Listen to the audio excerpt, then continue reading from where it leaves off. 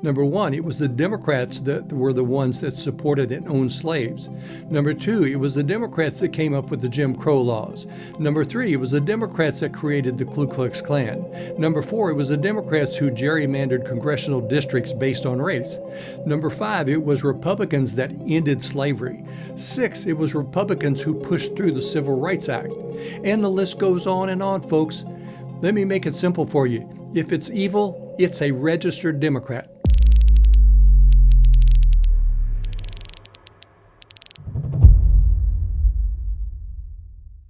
Well, welcome back to Jack's Corner, where truth and reality have a seat at the table. You know, I first want to start out with a post-mortem on the congressional race in Kentucky's 4th Congressional District between Ed Galran and Thomas Massie. This gained national attention and went down as the most expensive primary fight for a congressional seat in history. Many people were critical of the amount of money spent, and they tried to excuse Massie's loss as a result of the money spent against him. That's not true. It was almost dollar for dollar. Let me remind everyone that Thomas Massie had made a spectacle of himself over the years in opposing his own party. He was most often the singular Republican opposing his other Republican colleagues. He was not a team player, among other hidden truths about his life, and that began to leak out. As I've often said in quoting Mark Twain, a lie will circle the globe before the truth gets its pants on. People are lazy. They will not investigate. They'd rather assume. And they made a lot of disastrous assumptions regarding Mr. Massie. The amount of money that was spent in Massie's race was necessary to educate a people who had been brainwashed and fooled into believing that libertarianism was closer to constitutional law. It is not. It is cultish, and it turns the Constitution into a suicidal pact. Massie fooled so many of the people in the 4th District into believing that he was protecting their freedoms and their constitutional rights. Nothing was further from the truth. I heard some report on surveys that indicated that 37% of the people in the 4th District really didn't know who Massie was, and wrongly assumed that he was aligned with President Trump.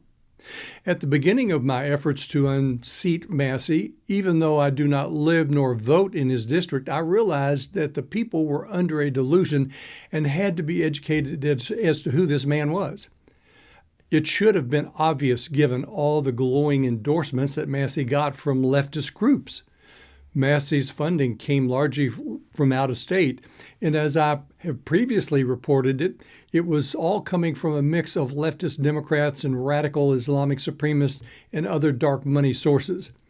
But as usual, people don't do their homework, and consequently, Massie's favorability shrank 30 points, causing him to lose the race by 45 to 55%. So the two takeaways from this article is that, one, money didn't beat Massie. It was the news as to who he really was that beat him. Two, the delusion and danger of libertarianism was exposed. It is not what you think it is. It is not supportive of the Constitution. It has a cult following and characteristics, and it is used disruptively as it never wins, nor is it ever intended to win, but only to keep certain people out of office. That's the fraud it uses and depends upon uninformed people in order to work. Now let's move on to the Iranian situation. And as Dr. Victor Davis Hanson said, this is the biggest gamble of Trump's life because the mullahs in Iran don't think like people like Maduro that he took out of Venezuela, nor do they think like the Cubans. And they are all fanatics in Iran, in the Iranian leadership. They will let their own country die.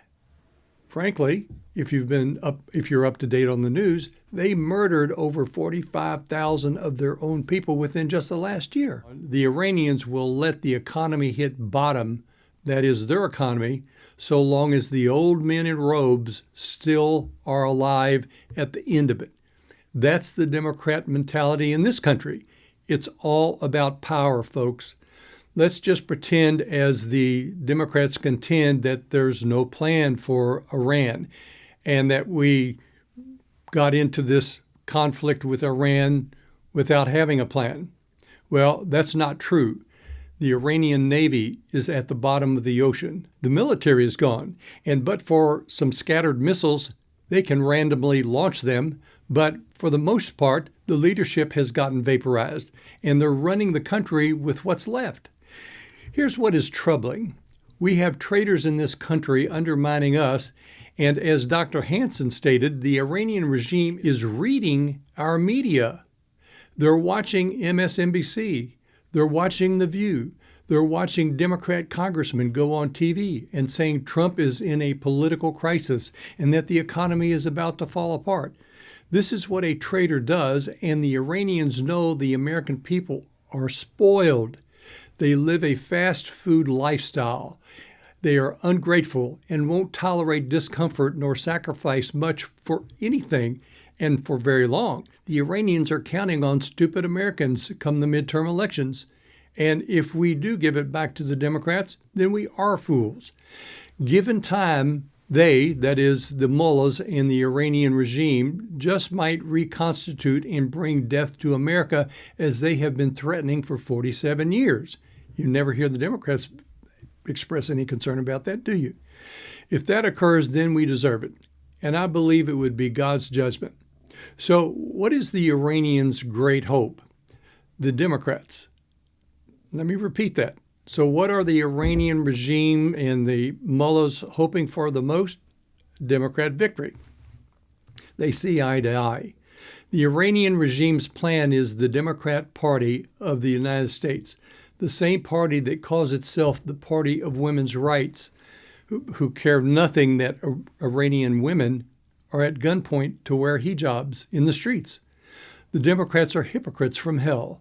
They murder their own people in the thousands, throw gays off the rooftops, and behead those who won't convert or those who leave their faith. All the while, the Democrats are silent because they hate Trump. They will sacrifice the safety of this country and this nation just for the opportunity to get at Trump. You see, you don't matter to them. So, you see, the Democrats are just like the Iranian regime. They care nothing about the people, and it's all about their power. I think Dr. Hansen is right when he says we need to ramp up the pressure on Iran by hitting the oil refineries, hit the gas infrastructure, seize the secret bank accounts of the IRGC bosses. You know, those anti-imperialist mullahs who have hundreds of millions of dollars stashed in foreign bank accounts while their own people can't afford bread. They scream about the great Satan America, and then they wire money to Switzerland. We need to take all of the money and use it to fund the Iranian people, buying them weapons, and pay Iranian soldiers to defect, underwrite the revolution that the Iranian people are trying to have. Anyway, I want to see the moment when the Berlin Wall type event happens in Iran and that it falls. But I don't know, because of the sinful impatience of the American people, if that'll come about. After 47 years of guns and no butter, 47 years exported murder, 47 years of American sailors dodging Iranian drones in the Red Sea, and thousands of American lives that have been lost, I would hope the regime falls. But we haven't the guts in this country or the fortitude anymore. Plus, we have the Democrat traitors in Congress to help us fail. I want you to think about this. Every dictator Trump seizes, the Democrats rush to defend. They're traitors, folks. They want to free Maduro of Venezuela when he was shipping fentanyl by the tons into this country. They try to protect Cuba. They have a reflex to every Trump move, and they oppose it even though it is in the best interest of the American people. The Iranians are betting on American impatience and Democrat cowards. The Iranian people deserve a finish line, and I have too many Iranian friends who fled Iran thanks to Carter. Their daughters deserve to walk down the streets with their hair out. Their Kurdish neighbors deserve not to get shot at for speaking their language. And the Democrats are the ones that should be facing the Iranians' Sharia law punishments. Okay, now I want to talk for a few minutes regarding something Bill O'Reilly said, and that is millions are leaving the Democrat Party. Now, I don't know if it's millions, but it is significant. For example, in Florida 10 years ago, the Democrats led Republicans by several 100,000 registered voters. Today, 10 years later, the Republicans are up by 1.5 million registered voters. Well, the voters see the Democrats lecture us about democracy while at the same time handing the Iranian regime a lifeline because they hate Trump more than they love their own stated values. The mask has come off, and many are seeing the party as not a political party, but rather a collection of power-hungry psychopaths whose only moral code was designed by Satan himself. The Democrat Party is not a party anymore. It has no purpose or plan or platform other than to be reflexive to any Trump moves. They oppose Trump as he bombs terrorist sponsors. They, in fact, defend the terrorist sponsors. When Trump signs a law that says American citizens come first, the Democrats call it fascism. When Trump signs a law that says we deport violent criminals, the Democrats call it racism. Trump signs a law that says we drill our own oil. The Democrats call it genocide. Trump signs a law that says men don't belong in women's sports. The Democrats call it discriminatory. The Democrats use the same 5 words for everything: fascism, racism, genocide, threat to democracy, and Hitler. That's their whole vocabulary. It's not just white men or Hispanic dads in Texas or black men that are leaving the Democrat Party. It's Jewish and Asian voters as well. And they are gone, and they're not coming back. This is why the Democrats have and are going crazy, and they're getting more irrational by the day. They can't help themselves. They nominated Graham Plattner in Maine, who admitted to being a communist. He loves to masturbate in porta potties. That's really gross. He gets turned on by the smell of blue water and the male genital graffiti on the walls of these porta potties. That's pretty sick, folks. And recently he said that a soldier that was shot in Afghanistan should have died and refuses to apologize. That's what the Democrats give you, folks. These are psychopaths. Then we have James Tallarico in Texas, who believes that there are 6 genders and that God is non-binary and that the Bible supports abortion. And the list goes on and on with this heretical beliefs that he all got from a heretical pastor in a church in Austin, Texas. One of O'Reilly's guests recently said that the mullahs are betting on our political situation to save them, when they said they're consuming our media to figure out when American patience cracks. The regime isn't betting on Republicans. They are hoping for Democrats to save them. The regime isn't betting on one specific American political party, and that party knows it, and they're delivering it on schedule. That is why people are leaving, and none too soon. Take away the Democrats' cultural extremism and the apologetics, and take away the men in women's sports nonsense. And what do you have left? The Vermont communist, Bernie Sanders, yelling irrationally, and Kamala Harris trying to put a sentence together, and AOC trying to pretend that her mail-order economics degree while bartending makes her an expert. Have you ever tried to argue with someone who won't admit they're losing? That's the Democrat Party right now. But like the mullahs and the radical Iranians, they will keep spitting at you from their dust pile. And the only way to deal with this kind of evil is obliteration. Like a weed, you take it out by the root. And like a snake, you kill it by chopping off its head, not its tail. As Jimmy Klepaski said on his program Freedom Insight, with every defection, the lying Democrats have an explanation, and you hear it all the time. The voters are stupid. The voters are misinformed. The voters are racist. The voters watch too much Fox. The voters fell for misinformation. It's always the voters. It's never, ever the Democrat Party. The party, according to them, the Democrats, is perfect. The party is correct. The voters just need to be re-educated. That's what they do in communist countries. If you don't agree with them, they send you to re-education camps. Now, here's a little parallel detour, but aligned with all the other craziness that exists in the world. But this simply exists in large part because Christians simply fear man more than they do God. Yes, there are so many cognitively impaired people who self-proclaim Christianity as their faith, but know very little about it, and much less act it out. They have what Gad Syed said in my last section, and that is suicidal empathy. They will tell you that people should mock other religions, and I would probably place Russell Moore in that category, who has gladly opened the gates of Troy to the enemy over the last 10 years. Woke Christians, and that's really a contradiction in terms, you can't be both, but many think it and act it as if it sanctifies them. But one of the consequences is they refrain from mocking the fake prophet Muhammad. Here's what bothers me. If you have read what the prophet Elijah did to the prophets of Baal, or what some people call Baal, and oh, by the way, Elijah was one of God's prophets, and you would know it if you had read it. The prophet Elijah mocked the fake prophets of old.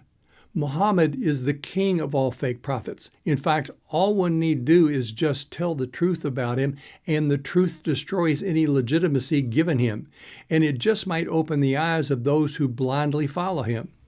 Christian pastors need to start informing their congregations as to the direct and unambiguous evil of Islam. It is Satan's biggest footprint in the world today. Hundreds of mosques are being built in America today, and it is part of their long-range plan. They call it the Fourth Jihad or the 12th Imam for world domination, and they need to take down America to do that. So where are the Christians? They were slaughtered in the millions before the Crusades, and even then they couldn't get their act together. Islam is taking over America, and there's something wrong with you if you don't feel angry about that. In fact, you should be angry at yourself if you don't know that. Mosques are being built across Texas and in the hundreds, while churches are being bought up by Muslims and converted to mosques. I've seen them in Cleveland. Muhammad is being declared in Michigan, and the Muslims create a no-go zone within the countries that they start occupying. As Gad Syed said, you need to be outraged. Now the mayor of New York City is a Muslim. If that doesn't make you angry and indignant, then Syed said, I have to question your salvation and question whether the Holy Spirit is even living inside you, because the Holy Spirit would not let you sit by while seeing your nation lost to Islam. God's word is a fire being shut up. Christians, true Christians, must declare their faith and stop being cowards. We are going to lose this country if we don't. At this rate, we are already losing the world. Islam is historically a violent, expansionistic ideology, not a religion, folks. It is a racist ideology that tries to sanctify all their violence by claiming they are doing what they're doing and all the violence in the name of God. So that makes it okay and the right thing to do by throwing a guy off the roof. Yet what's really bizarre is when you see the alphabet crowd protest in support of falsely named Palestinian people, and that's another topic for another time, and to think that they shouldn't be bombed into oblivion, yet these same protesters support the very people that would kill them. And oh, by the way, yes, they are Democrats too.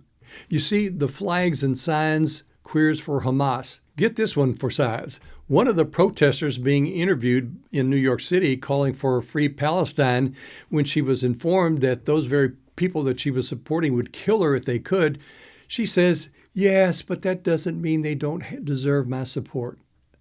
Isn't that amazing? I have a problem even calling this suicidal empathy. This is a mental illness, and we are electing people like that to run this country, and it is called the Democrat Party. And these psychopaths like this woman protester are all registered Democrats. As far as the expansionism of Islam into territories to which they have no claim are concerned, they are currently in 57 countries around the world.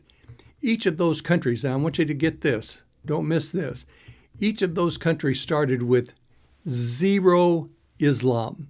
Islam comes into a region and it is like a cancer. It is a demonic power. Indonesia was not Islamic. It now has the largest population of Islamists or Muslims. Libya was not Islamic. In fact, the Middle East was Christian. Egypt was Coptic Christian. Syria was Christian. Lebanon, and it goes on and on and on. Christians capitulated and they surrendered, and they are under judgment now. Wherever Islam goes, the country flips. As Syed contended, the Muslims bring moral assumptions. And if the assumptions clash with the host society and its core values, then conflict is inevitable. The West's greatest weakness today is not tolerance, but confusion. That is, a civilization unsure of its own values cannot ask newcomers to respect them. Tolerance without moral confidence becomes self-erasure. Let me repeat that. Tolerance without moral confidence becomes self-erasure. Compassion demands clarity. You can respect Muslims as human beings while still saying, without apology, that Sharia law has no place in Western democracy. It is not, you can't coexist with it. You can defend freedom of religion while insisting that no religion authorized the law. Peace does not come from pretending that differences don't exist. Moral boundaries with dignity and with courage must be drawn from our civilization to survive. The historical proof is Christianity. The real faith is what raised the whole world out of barbarity.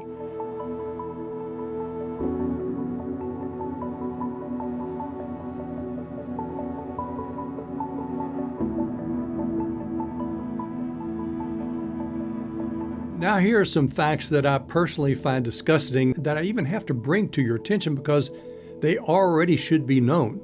No one, after having suffered under 4 years of Joe Biden as president, should have to be reminded of them. The leftist, godless, hedonistic reprobates in the media need to be shipped off to Iran so that the mullahs can give them a fitting execution. But that won't happen, so here I am having to remind people of the things under Trump that are not as bad as the media wants you to believe. First of all, under Biden, inflation was 9.1%. Under Trump, the worst it's been is 3.8%. As far as the average inflation under Biden, it was 5%. Under Trump, it's been 2.7 to 3%. As far as gas prices, the highest they were under Biden was $5.01. Under Trump, it's $4.52, and that's all because of the aberration caused by the Iranian conflict, which was inevitable to come about anyway, and you can thank Jimmy Carter for that. As far as food inflation, under Biden it was 13.5%, but under Trump it's been 2 to 3%.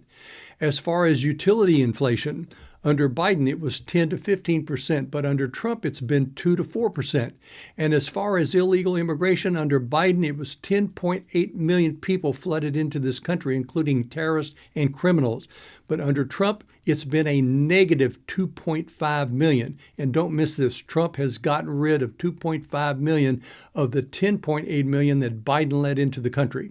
And finally, as far as the murder rate is concerned, under Biden, it went up 30%. And under Trump, think about this, it's been a negative 15%. In fact, the crime rate in this country under Trump has dropped to its lowest level in 115 years. So these are the things that you need to know that's coming your way from the media. But of course, you should already know this, as polling shows that you already have very little trust in the media anyway, yet they still influence you. Why do you let them do that? You play right along with their game year after year. So stop it. Stop it if you want to save your country. Now, to follow up on those facts, the next time a Democrat or liberal, which are one and the same, or anyone for that matter that calls you and defames you as a racist or a Nazi, sue them. And then when a Democrat calls you a racist, then shove it down their throat. Shove this down their throat. Number one, it was the Democrats that were the ones that supported and owned slaves. Number two, it was the Democrats that came up with the Jim Crow laws. Number three, it was the Democrats that created the Ku Klux Klan. Number four, it was the Democrats who gerrymandered congressional districts based on race. Number five, it was Republicans that ended slavery. Six, it was Republicans who pushed through the Civil Rights Act. And the list goes on, folks. Let me make it simple for you. If it's evil, it's a registered Democrat. As I warned in my book, America's Systemic Psychosis, we are slaves to a toxic tolerance in this country given us by the mentally ill leftists and socialists and the atheist Democrats. Dostoevsky warned us that tolerance will reach a level that intelligent people will be forbidden to think so as not to offend. To offend who? To offend the imbeciles.